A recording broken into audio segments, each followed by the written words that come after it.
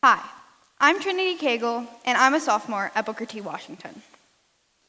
Let's start off with a poll.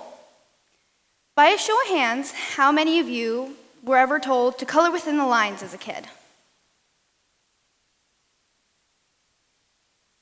Now, how many of you have ever wanted to try something new or do something no one has ever done before? How many of you didn't do that thing because people told you you weren't enough? People love to label. We've named every animal known to mankind. We even categorize them by groups and based off of certain factors. Just look at the animal kingdom. Impossible, possible, dumb, smart, fast, slow, fat, skinny.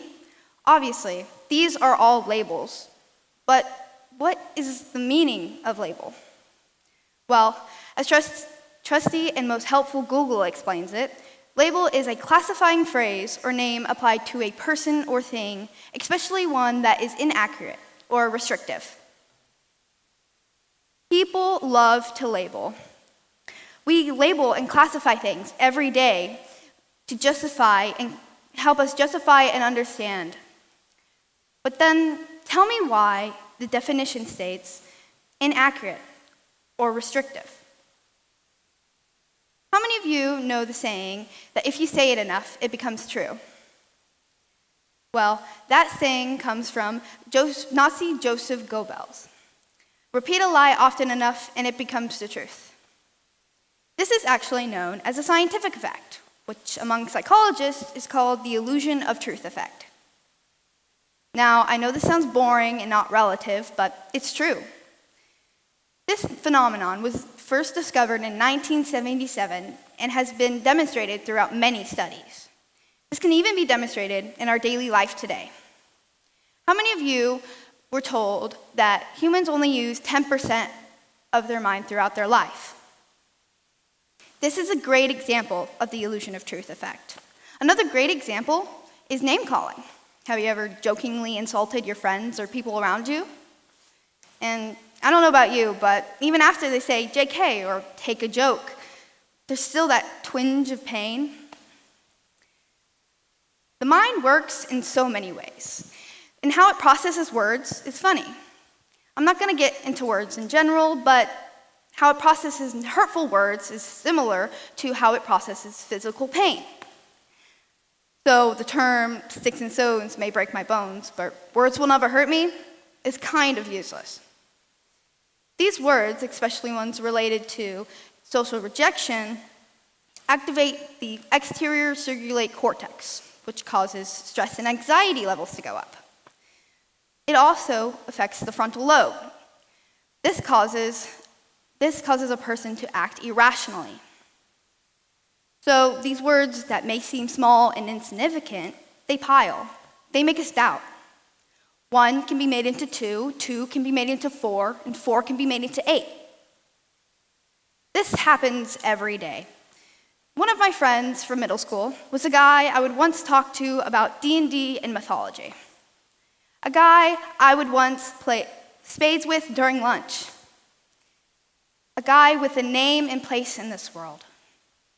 And a guy who ended up committing suicide because of these so-called words. See, one word may not seem impactful, but when they multiply, they become a problem. These words not only affect us emotionally, they affect us mentally. These words put us in a box and make us question whether we can or can't do something based off of that one word instead of trying. This causes us to give up when we fail or sometimes not try at all. There was a study done by Carol Dweck. She made 2 groups of children do simple puzzles. And no matter how they did, she would praise them. One group was praised for being smart, while the other was praised for being hardworking. After this, she made them do harder puzzles. The results were that the kids who were told they were hardworking ended up finishing the harder puzzles, while the ones who were told they were smart gave up. I see this in social media, in society. But you know where I see it the most? Well, besides politics, I see it among my peers. I see it among those with just as much potential as me. Those who have the same right as I do to take that opportunity first. How come? Tell me why I see it among 5 and 6-year-olds. Tell me why 5 and 6-year-olds, a time to dream and have fun, are being told they can't do something because they are not enough. Not enough. 2 simple words I hear too often: I can't, you can't, they can't, because we are not enough. They aren't athletic enough. They aren't smart enough. They haven't done enough. Where is the line? Don't you know these words, these labels, are the ones making us not enough?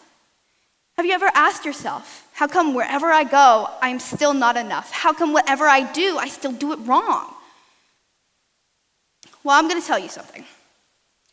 You will never be enough. Not to the person sitting beside you, not to the person sitting behind you, and not to that one person that seems like no matter how hard you try, you are still never enough for them. But just because you aren't enough for them doesn't mean you aren't enough for you. We often focus on our flaws and bad areas in life. We say, because one person thinks of me that way, everyone does. So we focus on those negative words. We repeat them over and over again, and it eats us little by little. But I'm going to tell you what my mom has always told me. Honey, you're important, but you're not that important. Everyone is focused on themselves. So because that one person thinks of you that way, it doesn't mean everybody does. Instead of repeating the bad stuff, repeat the good stuff. Tell yourself you are enough. Tell yourself that you can do it. One thing we can label for ourselves is success. People often label success as money or a big house, maybe even a big family. But it's not. People often blame outside causes for not being successful. People often blame not being enough for success. But success is internal. You make yourself enough. Success is what you make it, and if you're going to blame an outside problem if you're going to blame an outside cause for your inside problem, maybe the problem is you. Maybe you aren't fast. Run till you are. Just because you aren't smart, study, work hard. Don't let the words of past people who couldn't do it mean you can't do it too. So I'm going to ask you one more question. Are you going to sit here and let those words make you not enough? Or are you going to break from the box they put you in and make yourself enough? Thank you, and I hope you enjoyed my talk.